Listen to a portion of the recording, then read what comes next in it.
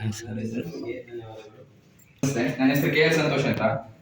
ಸಮಗ್ರ ಶಿಕ್ಷಣ ಕರ್ನಾಟಕ ಯೋಜನೆ ಶಾಲಾ ಹಂತದ ಸಾಮಾಜಿಕ ಪರಿಶೋಧನಾ ವರದಿ 2025-26ನೇ ಸಾಲು. ಈ ವರದಿಯನ್ನ ನಾವು ಮತ್ತು ನಮ್ಮ ತಂಡದವರು ಕಳೆದ 2 ದಿನಗಳಿಂದ 2023-24ನೇ ಸಾಲಿನ ಆರ್ಥಿಕ ವರ್ಷಕ್ಕೆ ಸಂಬಂಧಿಸಿದಂತಹ ದಾಖಲಾತಿಗಳಾಗಿರ್ಬೋದು, ಅದೇ ರೀತಿಯಾಗಿ ನಗದು ಪುಸ್ತಕ, ಅದೇ ರೀತಿಯಾಗಿ ಪಾಲಕ ಪೋಷಕರು, ಸಮುದಾಯದವರು, ವಿದ್ಯಾರ್ಥಿಗಳು, ಅದೇ ರೀತಿಯಾಗಿ ಶಿಕ್ಷಕರು ಸಂದರ್ಶನ ನಡೆಸಿ ಈ ವರದಿಯನ್ನು ಕ್ರೋಢೀಕರಿಸಿರುತ್ತೇವೆ. ಈ ವರದಿಯನ್ನು ತಮ್ಮ ಮುಂದೆ ಮಂಡನೆ ಮಾಡ್ತಾ ಇದ್ದೇವೆ. 2023-24ನೇ ಸಾಲಿನ ಜಾತಿವಾರಿ ವಿದ್ಯಾರ್ಥಿಗಳ ಸಂಖ್ಯೆ ನೋಡಿದಾಗ ಅಂಗನವಾಡಿಯಲ್ಲಿ ಒಟ್ಟು 5 ವಿದ್ಯಾರ್ಥಿಗಳು, ಅದೇ ರೀತಿಯಾಗಿ 1ನೇ ತರಗತಿಯಲ್ಲಿ 3 ವಿದ್ಯಾರ್ಥಿಗಳು, 2ನೇ ತರಗತಿಯಲ್ಲಿ 5 ವಿದ್ಯಾರ್ಥಿಗಳು, 3ನೇ ತರಗತಿಯಲ್ಲಿ 4 ವಿದ್ಯಾರ್ಥಿಗಳು, 4ನೇ ತರಗತಿಯಲ್ಲಿ 5 ವಿದ್ಯಾರ್ಥಿಗಳು, ಅದೇ ರೀತಿಯಾಗಿ 5ನೇ ತರಗತಿಯಲ್ಲಿ 2 ವಿದ್ಯಾರ್ಥಿಗಳು. ಅದೇ ರೀತಿಯಾಗಿ ಸಾಮಾಜಿಕ ಪರಿಶೋಧನೆ 2ನೇ ದಿನದಂದು ಹಾಜರಾತಿಯನ್ನು ಪರಿಗಣಿಸಿದಾಗ, ಮಕ್ಕಳ ಹಾಜರಾತಿಯನ್ನು ಪರಿಗಣಿಸಿದಾಗ ಅಂಗನವಾಡಿಯಲ್ಲಿ ದಾಖಲಾತಿ 8 ಇದೆ. ನಾವು ಭೇಟಿ ಮಾಡಿದ 2ನೇ ದಿನದಂದು 5 ಹುಡುಗಿಯರು ಮಾತ್ರ ಬಂದಿರುತ್ತಾರೆ. ಅದೇ ರೀತಿಯಾಗಿ 1ನೇ ತರಗತಿಯಿಂದ 5ನೇ ತರಗತಿವರೆಗೆ ದಾಖಲಾತಿ 14 ಇದೆ. ನಾವು ಭೇಟಿ ಮಾಡಿದ 2ನೇ ದಿನದಂದು 14 ವಿದ್ಯಾರ್ಥಿಗಳು ಬಂದಿರುತ್ತಾರೆ. ಅದೇ ರೀತಿಯಾಗಿ ಶಾಲೆಗೆ ಅನುದಾನ ಬಿಡುಗಡೆಯಾದಂತಹ ವಿವರವನ್ನು ನೋಡೋದಾದ್ರೆ, ಪ್ರಾರಂಭಿಕ ಶುಲ್ಕ 1/4/2023ಕ್ಕೆ 1,612. ಅದೇ ರೀತಿಯಾಗಿ ಶಾಲಾ ಅನುದಾನ 15,500 ರೂಪಾಯಿ ಜಮಾ. ಅದೇ ರೀತಿಯಾಗಿ ಬ್ಯಾಂಕಿನಿಂದ ಬಂದಂತಹ ಬಡ್ಡಿ 148 ರೂಪಾಯಿ. ಅದೇ ರೀತಿಯಾಗಿ ಶೂ ಮತ್ತು ಸಾಕ್ಸ್ ಅನುದಾನ 5,035. ಅದೇ ರೀತಿಯಾಗಿ ಇತರೆ ಅನುದಾನ ಅಂದರೆ ಶೌಚಾಲಯ ಮತ್ತು ಕುಡಿಯುವ ನೀರಿಗೆ ಜಮಾ ಆದದ್ದು 12,201.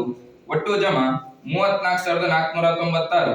ಅದೇ ರೀತಿಯಾಗಿ ಅನುದಾನ ಬಳಕೆಯಾದಂತಹ ವಿವರವನ್ನು ನೋಡುವುದಾದ್ರೆ, ಶಾಲಾ ಅನುದಾನದ ವೆಚ್ಚ 16,590 ರೂಪಾಯಿ ಖರ್ಚು. ಅದೇ ರೀತಿಯಾಗಿ ಸ್ವಚ್ಛತಾ ವೆಚ್ಚ 10,511.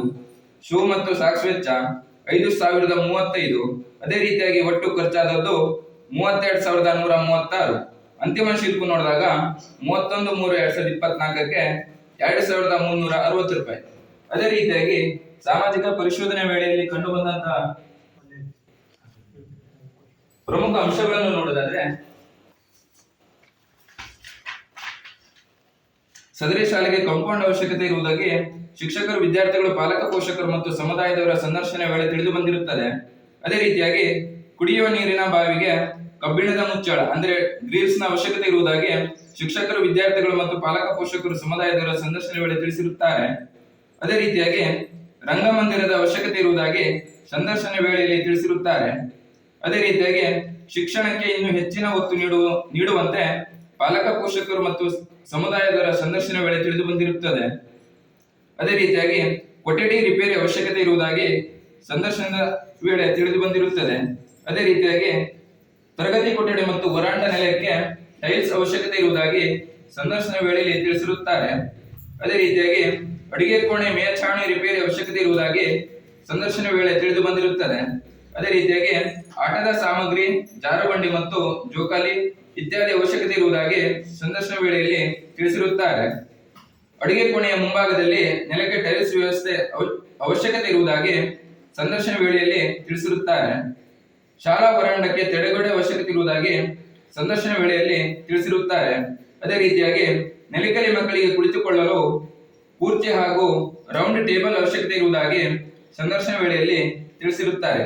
ಅದೇ ರೀತಿಯಾಗಿ ಸಾಮಾಜಿಕ ಪರಿಶೋಧನೆ ವೇಳೆಯಲ್ಲಿ ಕಂಡುಬಂದಂತಹ ನ್ಯೂನತೆಗಳನ್ನು ನೋಡುವುದಾದ್ರೆ, ಅಡುಗೆ ಕೋಣೆಯಲ್ಲಿ ಮಕ್ಕಳ ದಾಖಲಾತಿ, ದೈನಂದಿನ ಹಾಜರಾತಿ ಹಾಗೂ ಊಟ ಸೇವಿಸುವವರ ಸಂಖ್ಯೆಗಳನ್ನು ದಾಖಲಿಸುತ್ತಿಲ್ಲ. ಅದೇ ರೀತಿಯಾಗಿ ಸದರಿ ಶಾಲೆಯ ಹಿಂದಿನ ಮಾಹೆಯ ವಿದ್ಯಾರ್ಥಿಗಳ ಸರಾಸರಿ ಹಾಜರಾತಿಯನ್ನು ಪರಿಶೀಲಿಸಿದಾಗ ಒಬ್ಬ ವಿದ್ಯಾರ್ಥಿನಿಯ ಸರಾಸರಿ ಹಾಜರಾತಿ 80%ಕ್ಕಿಂತ ಕಡಿಮೆ ಇರುವುದು ಸಂದರ್ಶನ ವೇಳೆಯಲ್ಲಿ ತಿಳಿದು ಬಂದಿರುತ್ತದೆ. ಅದೇ ರೀತಿಯಾಗಿ ಸದರಿ ಶಾಲೆಯಲ್ಲಿ ಶಾಲಾ ಆವರಣದಲ್ಲಿ ಸುರಕ್ಷಾ ಪ್ರತಿಜ್ಞೆಯನ್ನು ಪ್ರಧಾನ ಸ್ಥಳದಲ್ಲಿ ಪ್ರದರ್ಶಿಸದೇ ಇರುವುದು ಪರಿಶೀಲನಾ ವೇಳೆ ಕಂಡು ಬಂದಿರುತ್ತದೆ. ಎಷ್ಟು ಶಾಲೆಗಳನ್ನು ಮಾಡಿದ್ರು? 23 ಕಚೇರಿಗಳಲ್ಲಿ ಪ್ರೌಢ ವರ್ಷಕ್ಕೆ 46 ಶಾಲೆಗಳಾಗಿದೆ. ಈ ವರ್ಷದಲ್ಲೂ 46 ಶಾಲೆ ಬಂದಿದೆ. ನಾವು ಆಲ್ರೆಡಿ ಇವತ್ತು ಅದು ಹೈಸ್ಕೂಲ್ ಬರ್ತದೆ, ಹೈಸ್ಕೂಲ್ ನಮ್ದು KPC ಸ್ಕೂಲ್ಗಳು ಬರ್ತವೆ. ಹಲಗೇರಿ ಎಲ್ಲ ಉಂಟಲ್ಲ, ಸೆಕೆಂಡ್ PU ವರೆಗೂ LKG UKG ಅದು ಬರುತ್ತೆ. ಟೋಟಲ್ ಇವು ಎಷ್ಟು ಇದಾವೆ? ಪ್ರಾಥಮಿಕ ಶಾಲೆ ಎಷ್ಟು? ಪ್ರಾಥಮಿಕ ಶಾಲೆಗಳು ಇವೆಲ್ಲ ಸೇರಿಬಿಟ್ಟು ಟೋಟಲಿ 246ರಿಂದ 250 ಶಾಲೆ ಹೈಸ್ಕೂಲ್ ಸೇರಿ. ಹೈಸ್ಕೂಲ್ ಸೇರಿ. ಪ್ರತಿ ವರ್ಷ 2 ಶಾಲೆ ಮಾಡ್ತೇವೆ. ಒಂದು ಈಗ ಶಾಲೆಯಲ್ಲೇ ಪ್ರಿಂಟ್ ತೆಗೆದುಕೊಳ್ಳಿಕ್ಕೆ ಅದು ಶಾಲೆಯಲ್ಲಿ ಕೂಡ ಒಂದು ಹೊರೆ. ಅದಕ್ಕೆ ಅನುದಾನಗಳ ಪ್ರಿಂಟ್ ತೆಗೆಲಿಕ್ಕೆ ಸಿಕ್ಕಾಪಟ್ಟೆ ಬೇಕಾಗುತ್ತೆ. ಎಲ್ಲ ಮಕ್ಕಳು ಕೊಡಬೇಕು ಅಂದ್ರೆ ಒಂದು 4 ಸಬ್ಜೆಕ್ಟ್ 5 ಸಬ್ಜೆಕ್ಟ್ ಇರೋದು ಬಹಳ ಆಗುತ್ತೆ. ಅಷ್ಟು ಕಷ್ಟ ಸಿಕ್ಕಾಪಟ್ಟೆ ಖರ್ಚು ಆಗುತ್ತೆ. ಎಲ್ಲ ಕ್ವಶನ್ ಅದೇ ಬೇಕು. ಹೇಗೆ ಆಗ್ತದೆ?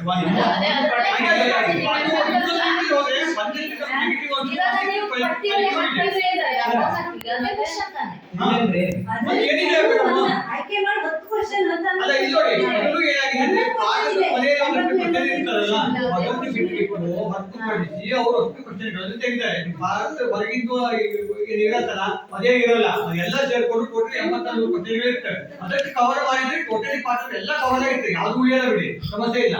ಆದ್ರೆ ಅದು ಅವರಿಗೂ ಹೆಲ್ಪ್ ಇಲ್ಲ. ಆದ್ರೆ ಅದನ್ನು ಮಾಡಿಸುವಂತದ್ದು ಅಥವಾ ಅದು ಸರಿ ಅನ್ಸುತ್ತೆ. ಅವ್ರು ಹೆವಿ ಆಗ್ತಾರೆ ಸ್ವಲ್ಪ, ಅಷ್ಟೇ ಬಿಟ್ರೆ ಅದ್ರ ಮಾಡಿಸಿದಂತ ಅವರಿಗೆ ಇಶಿನೇ ಅದು. ಅದಕ್ಕೆ ಅವರು ಪರೀಕ್ಷೆ ಮಾಡ್ತಾ ಇದ್ರೆ ಹಾ. ಅದು ಪಾಠ ಮಾಡಬೇಕು ಅಂತ ಬರ್ದೇ ಮುಗಿದಿಲ್ಲ. ಸ್ವಲ್ಪ ಟೈಮ್ ಕವರ್ ಮಾಡೋದು ಕಷ್ಟ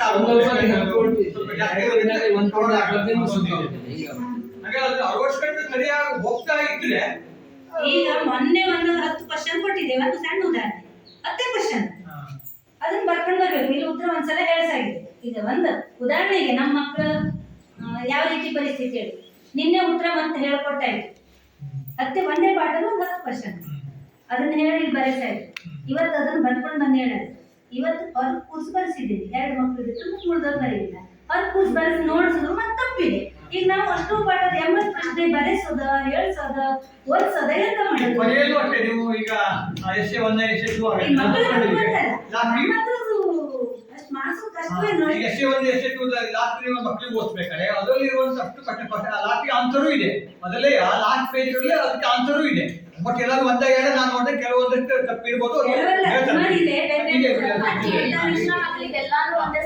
ಅದನ್ನ ನೀವು ರಿವ್ಯೂ ಮಾಡಿದ್ರೆ ಅವ್ರಿಗೆ ಯಾವ್ದು ಉಳಿಯಲ್ಲ, ಆಲ್ಮೋಸ್ಟ್ ಕಲಿಸುವಾಗ ಎಲ್ಲದೂ ಬರೀತಾರೆ ಅವರು. ಆ ತರ ಇದೆ ಅದು.